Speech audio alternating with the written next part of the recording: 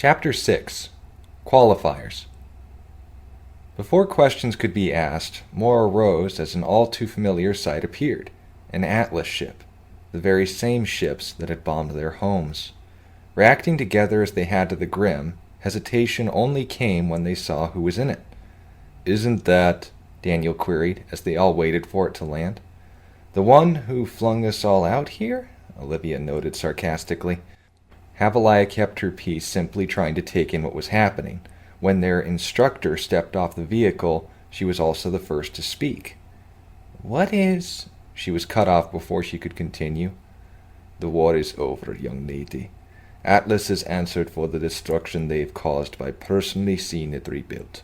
He began pacing and examining their makeshift weapons. Approaching Daniel first, he took the branch and stone from him and weighed it out in his palm.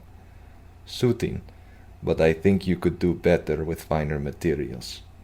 Daniel took the weapon back as it was handed to him and kept unusually quiet. Olivia's eyes were fixed on the ship, but not out of timidity. Not reaching for the weapon slung over her back, the teacher leaned to one side to get a closer look. "Very resourceful. You are not afraid to work hard when you know something will work."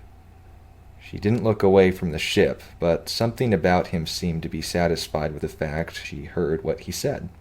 He moved to where Gideon was standing. He was focusing on their surroundings, looking for more Grim to keep himself busy. Tilting his head, the instructor asked, "Nervous, young man?" Gideon paused at that and looked down. He patted the arm that held his now regenerated sword and moved to Havilah. "I see you still have the knife. Made improvements?" gesturing the dried vine still hanging from the hilt. Havilah didn't know how to respond. The instructor smiled. "It wasn't ineffective. It just needed to be used the right way." Raising himself up, he allowed his weapon to hang over his shoulder and signaled for them to enter the ship. Several other groups were waiting and seemed just as comfortable as they were. The teacher smiled and sat down with them. Most of the students kept their faces to the ground. A small handful looked outside as the ship began to rise. "The trip will be brief, so will I. The individuals you encountered will be those you will be staying with. Rooms have been prepared for all of you, and what you'll be doing for the next few years will be provided for you. For those of you who can't read, see me and I will add that to your schedules." He paused as the ship shook slightly while passing through a heavy wind. When the students calmed down, he continued, "When we tell you to go somewhere, be aware that it will be for your benefit. When we tell you to do something, be aware that it will be for the safety of others. Grim aren't the only threat out there, but be aware that Atlas is no longer one of them. There will need to be time for adjustment, but be aware that you are becoming warriors. You certainly acted like them out there." Standing to his feet, he walked to each group. "A Deathstalker hive collapsed?" He moved to the next. "4 Ursas with a single stone?" He approached Havilah. "A Nevermore and 30 Beowulfs with sticks?"